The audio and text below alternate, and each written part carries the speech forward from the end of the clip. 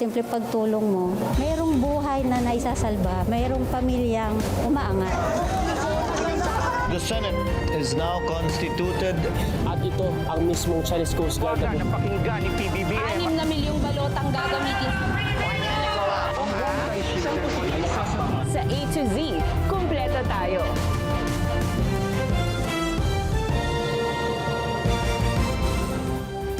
Luzon, Visayas, Mindanao at buong mundo. Ngayon ay Lunes, February 9, 2026.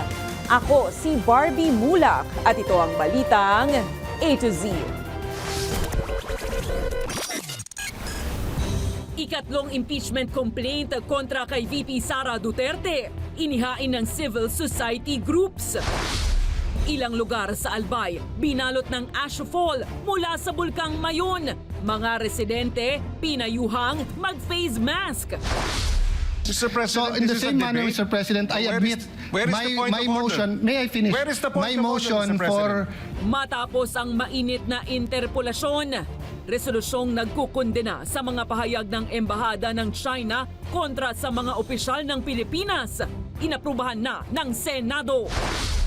Gusto ko lang po siyang makita mo, sir. 5 araw bago ang Valentine's Day, Dangwa Flower Market sa Maynila, unti-unti nang dinadagsa. Sa trending, couple, ikinasal sa gitna ng Super Bowl halftime performance ni Bad Bunny. At sa showbiz, Loisa Andalio at Ronnie Alonte nagdaos ng baby gender reveal party.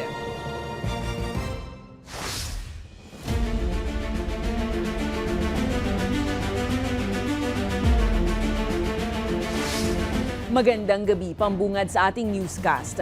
Inihain na ng civil society groups ang ikatlong impeachment complaint laban kay Vice President Sara Duterte.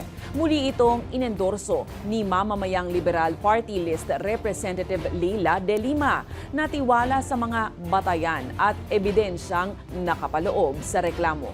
Ang balitang A to Z ni Kim Salinas. Sama-sama ang mga miyembro ng civil society group na naghain sa Kamara ng ikatlong impeachment complaint laban kay Vice President Sara Duterte. Bit-bit ang mga dokumentong naglalaman ng mga akusasyon kaugnay ng betrayal of public trust, culpable violation of the Constitution at high crimes. Kaugnay ito sa umano'y maanumalyang paggasto sa 612.5 million pesos na confidential funds, umano'y panunuhol sa mga opisyal ng Department of Education at pagbabanta sa buhay ni Pangulong Ferdinand Marcos Jr. We have witnesses, we have documents to prove that the Vice President violated her oath. She should be removed from office. Umaasa ang mga pari na kumakatawan sa religious sector na uusad ang kanilang reklamo. We pray that Congress impeach forthwith Vice President Sara Duterte for the cause of truth, even due process. This is the time for her to present her evidences. No, hindi niya sinagot yung maraming tanong. Si mamamayang Liberal Party List Representative Leila De Lima ang muling nag-endorso ng reklamo. Nakita ko na po yung complaint mismo, nakita ko yung marami siyang mga supporting evidence. Sigurado rin po ako, just like the second complaint, napapasa ito sa stage ng pag-determine ng sufficiency informant substance. Buo ang paniwala ni De Lima na may sapat na batayan ang reklamo batay sa audit findings at liquidation vouchers. Ayon naman sa tanggapan ng ikalawang Pangulo, inaasahan na nila ang ikatlong impeachment complaint at tutugunan ito ng naaayon sa saligang batas. Para sa Balitang A to Z, Kim Salinas. Kulong na yan!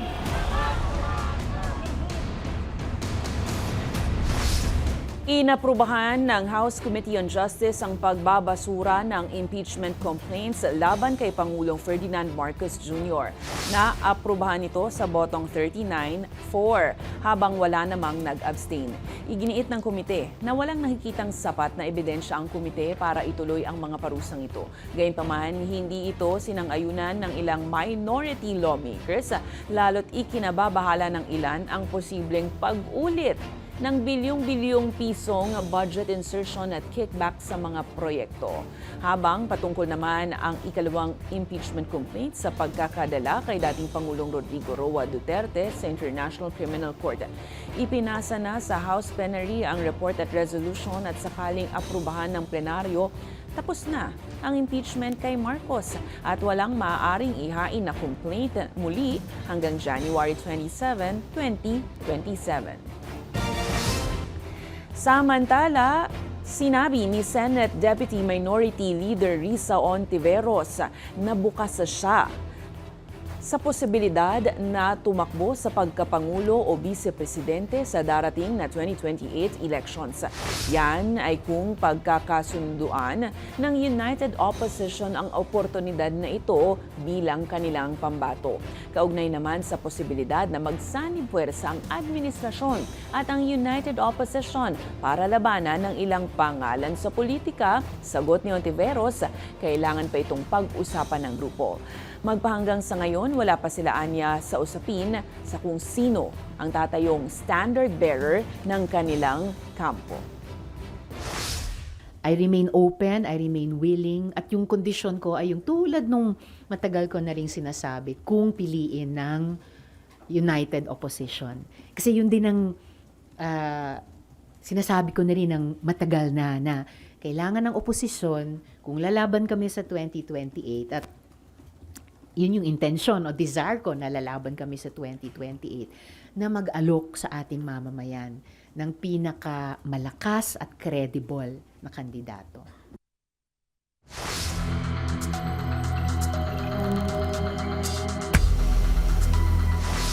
Mga ka-A to Z, patuloy ang ashfall mula sa Bulkang Mayon sa Kamalig, Albay na posibleng magdulot ng iritasyon sa katawan ng mga maapektuhang residente. Sa mga kuha ng netizens, binalot na ng abo ang maraming lugar. Ayon sa tourism officer ng Kamalig na si Jed Villanueva, ligtas pa rin ang mga tourism sites para sa mga nag-iisip na dumayo sa lugar.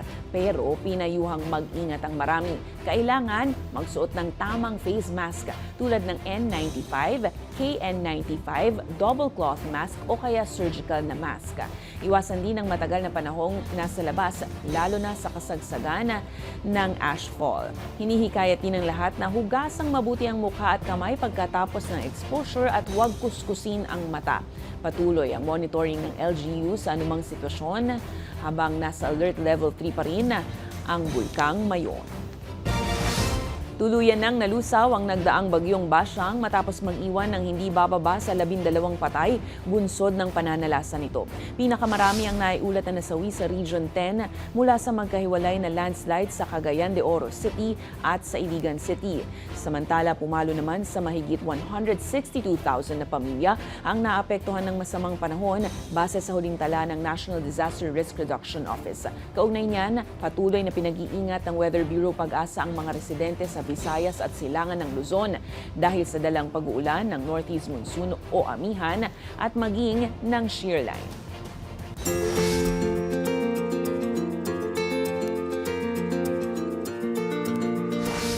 Mga ka-A to Z, handa na ba ang inyong Valentine's surprise para sa inyong special someone? Nakabili na ba ng bulaklak? Kung hindi pa, bagsak presyo pa rin sa Dangwa Flower Market ang iba-ibang klase ng bulaklak. Habang papalapit kasi ang araw ng mga puso, unti-unti na rin itong magmamahal. Pero ano nga ba ang kahulugan ng mga bulaklak na yan na tipo niyong ibigay sa inyong special someone?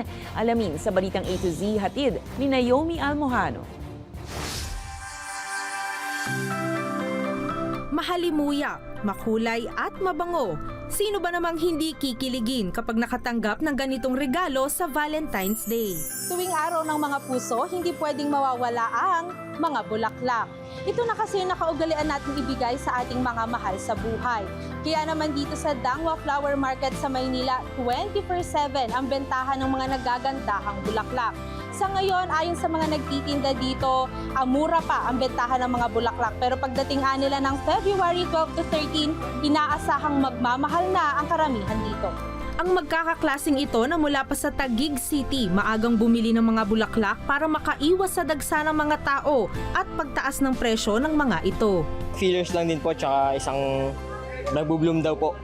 Ito yung pinili ko kasi ano po eh, medyo mura-mura tsaka yun lang po yung kaya ng budget. Mas masarap daw kasi sa pakiramdam ang magbigay, lalo na kapag sariling ipon ang pinambili sa mga ito. Masarap po sa pakiramdam kasi nabibigyan ko sila ng mga bagay na sa puso ko. Like, hindi ako po ng kapalit, pero masarap po sa puso. Pinakamasarap po pakiramdam doon yung makikita yung reaction niya. Gusto ko lang po siyang makita masaya. Para naman sa dalagang si Catherine, feeling beautiful at nakakahaba ito aniya ng hair. I love flowers po, so masaya po sa pakiramdam pag nakakatanggap ng bulaklak. As of February 9, nasa 400 piso ang 5 pirasong rosas o 80 kada isa. 300 pesos naman ang 3 pirasong peonies. 250 pesos ang 10 pirasong carnations, gayon din ang daisy. Habang 150 pesos ang tigi-isang piraso ng sunflower at lilies. Ang patok din na tulips, nasa 120 pesos ang isang stem. Habang ang mga filler o pang-decorate na bulaklak, nasa 100 piso naman kada balot. Kung gusto niyo naman ang naka-arrange na naglalaro, sa 1,500 pesos hanggang 2,500 pesos ang mga ito. Depende yan sa bulaklak na gagamitin at sa ayos. Sa ngayon po, stable pa po yung presyo. Okay naman po, padagsa-dagsa na po yung mga tao. Aniya, kagaya noong mga nakaraang taon, rosas pa rin ang pinakamabenta sa lahat ng bulaklak. Ayon pa kay Pearl, mura din daw ngayon ang rosas, lalo't angkat pa ito mula sa ibang bansa. Factor din kasi ang panahon sa Pilipinas noong nakaraang taon. Pero tips sa lahat ng nagbabalak magbigay ng bulaklak sa kanilang loved ones. Alamin ang kahulugan ng mga ito bago bumili para tagos sa heart ang feels. Ayon sa Flower Aesthetics website na Coma Blooms, walang hanggang pagmamahal ang pahiwatig ng rosas lalo na kapag pula. Perfect and true love naman ang mensahe ng tulips, habang purity and passion naman para sa lilies. Samantala, love in many and all forms naman ang atake ng carnations, at loyalty, devotion at warmth naman ang simbolo ng sunflower. Pero sa kabila ng mga ito, paalala na hindi kailangang gumastos ng malaki sa anumang material na bagay para maiparamdam ang pagmamahal. Sapat na yung tapat ka at totoong nagmamahal. Para sa Balitang A to Z, Naomi Almojano.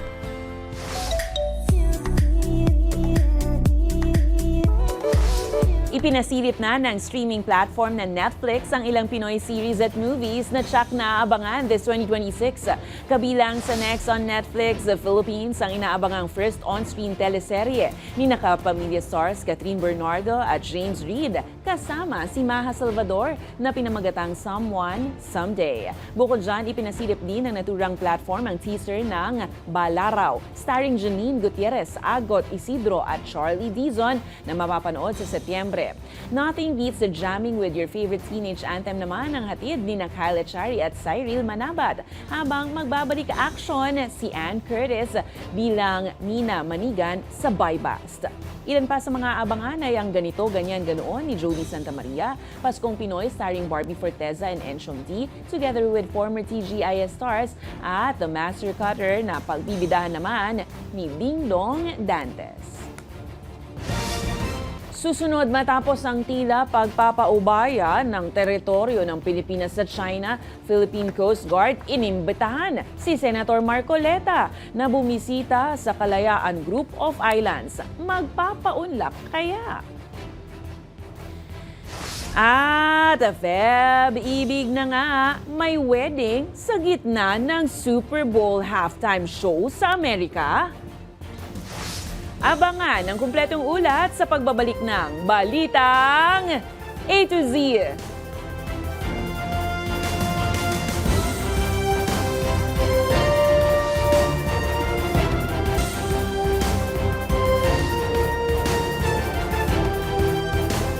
Kinundena ng Philippine National Police ang napaulat na umano'y pang-aabuso sa reception rights ng Regional Mobile Force Battalion 14B sa Lamitan City, Basilan. Ayon kay PNP spokesperson Police Brigadier General Randolph Tuanyo, katatapos lang ng basic internal security operations course ng mga involved na tauhan bago ipinadala sa Basilan. Naging mapang-abusoan niya ang initiation o welcome rights kung saan nakitaan ng mga pasa at sugat ang nasa 30 tauhan na sumailalim sa medical exam. Agad naman inatasan ni PRO BAR Regional Director Police Brigadier General Jason De Guzman ang pagtatanggal sa pwesto ng lahat ng RMFB 14B contingent sa Lamitan, habang pansamantalang pinunan ng ibang battalion unit ang posisyon para magpatuloy ang operasyon. Din po ang Philippine National Police kaugnay po ng mga ising sa training at sa mga welcome rights at sinasabi po ng ating PNP na mananagot, criminal at administratibo ang lahat ng mga mapapatunayan.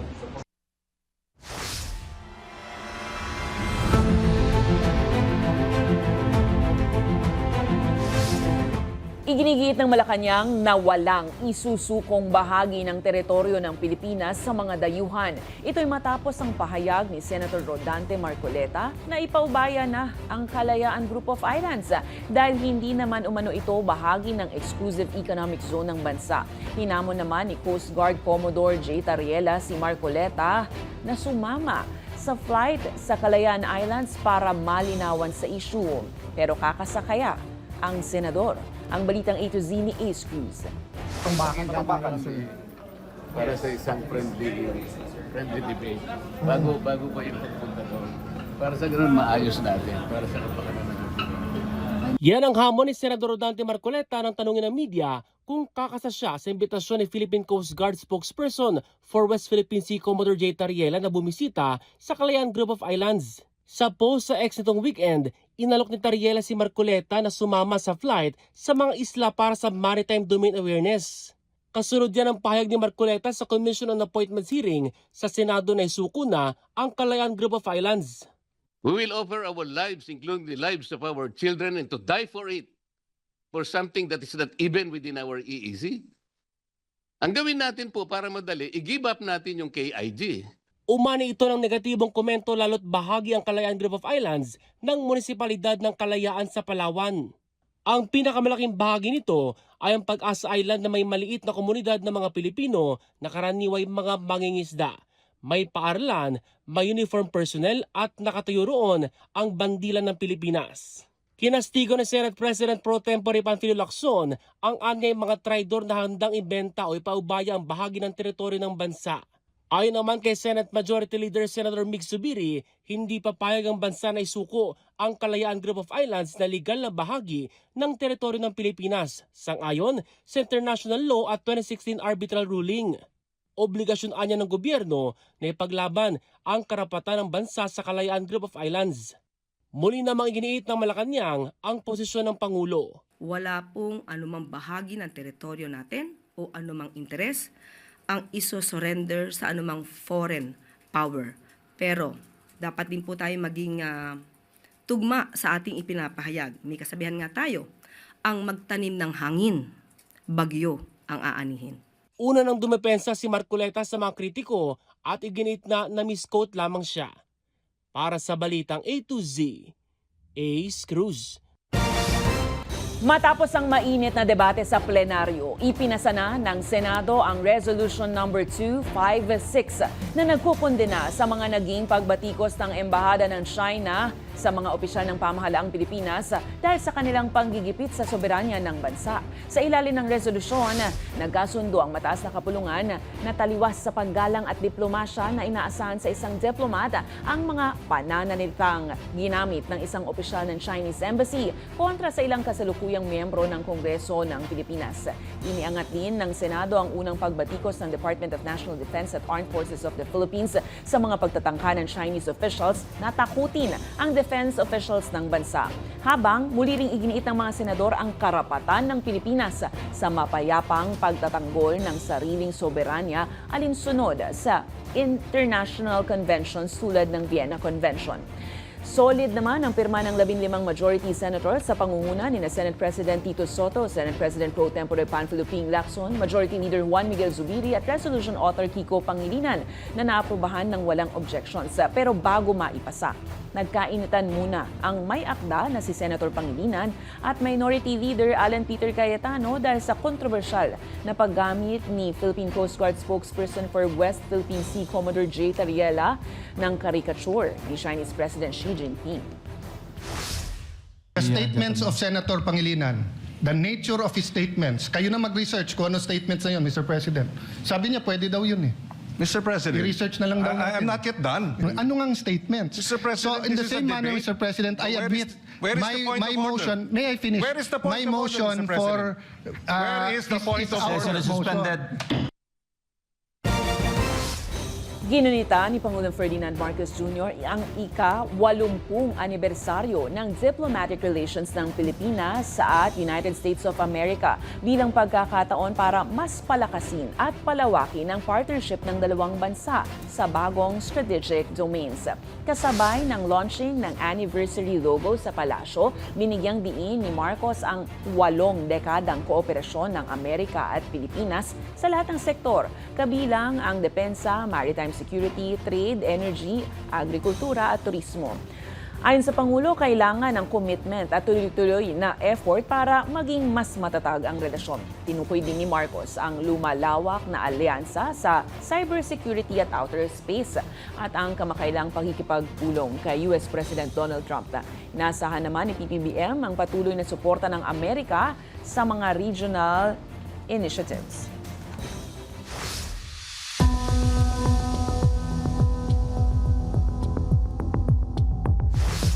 Muling iniurong ng Sandigan Bayan 3rd Division sa February 16 ang arraignment at pre-trial ni dating Senator Ramon Bong Revilla Jr. kaugnay ng mahigit 90 million pesos na halaga ng flood control project sa Bulacan. Kasama sa kaso si Juanito Mendoza, ang accountant ng DPWH Bulacan 1st District.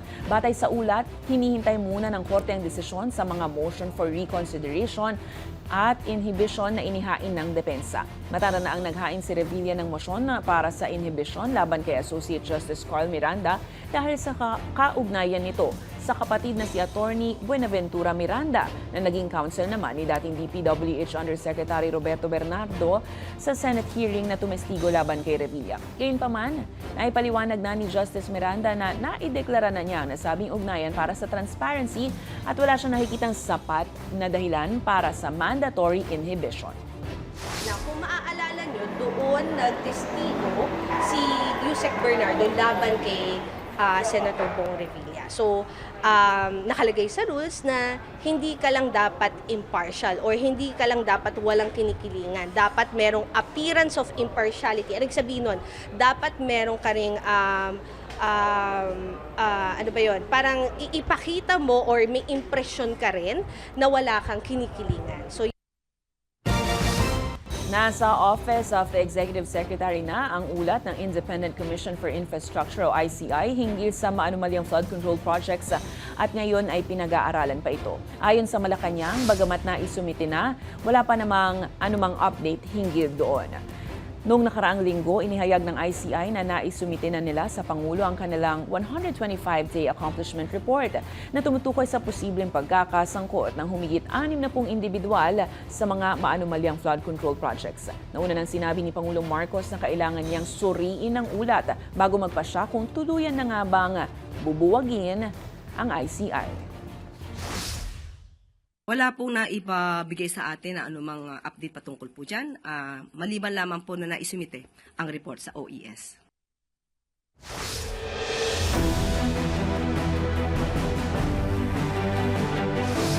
Lilipad pa Amerika si Pangulong Ferdinand Marcos Jr. mula March 8 hanggang 11 para dumalo sa ilang aktibidad ng United Nations. Ayon kay Communications Undersecretary Claire Castro, pangungunahan ng Pangulo ang pagdalo sa opening ng 70th session ng Commission on the Status of Women at makikipagpulong sa mga opisyal ng United Nations. Kasabay nito, ipagpapatuloy naman ng Pilipinas ang kampanya para sa non-permanent seat sa UN Security Council sa taong 2027. Matatandaang 5 beses nang nakabisita sa United States si Pangulong Marcos habang July 2025, huling nakipagpulong ang si PBBM kay US President Donald Trump kung saan tinalakay ang mga taripang ipapataw ng Amerika sa Pinas. Dadalo si Pangulong Marcos Jr. sa opening ng 70th session of the Commission on the Status of Women. Magbibigay din ang Pangulo ng mensahe sa gaganaping special session ng General Assembly ng United Nations.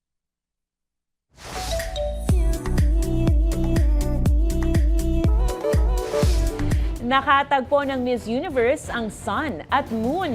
Masaya ngang ibinahagi ni 2018 Miss U Catriona Gray sa kanyang social media ang kanyang naging kauna-unahang hot air balloon experience. Sa kanyang post, makikitang nasilayan ni Catriona ang pagdungaw ng full moon at pagsikat ng araw sa magkabilang himpapawid. Nilarawan niya bilang magical at hindi malilimutan ang karanasan sa Dubai na talaga namang breathtaking. Wala ring takot si Kat na kumuha ng larawan sa hot air balloon habang disyerto ang scenic view. O diba? Happy for you, Queen Kat!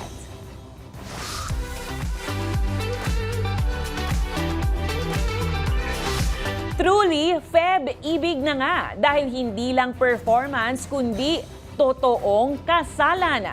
Yan ang matamis na eksenang nangyari sa kasagsagan ng halftime show ng Super Bowl LX sa Amerika. Sa mga kuha, nagsimula ang show sa proposal at sa pagitan ng performance ay ikinasal din ang dalawa habang pinalilibutan ng backup dancers. Nag-perform din sa bonggang kasal ang invited Puerto Rican-American rapper at singer na si Bad Bunny. Kasabay ng pa-billboard na the only thing more powerful than hate is love. At nagkaroon din ng surprise performances mula kina Lady Gaga at Ricky Martin habang nanonood din ang ilang sikat na celebs tulad nina Pedro Pascal, Jessica Alba at influencer Alex Earl. Sa aming pagbabalik, restaurant ni Matteo Guidicelli, sinalpok ng SUV. At actress na sina Loisa Andalio at Ronnie Alonte may pa-gender reveal party. Boy o girl kaya ang anak nilang panganay? Manatiling nakatuto, kayo ay nanonood ng Balitang A to Z.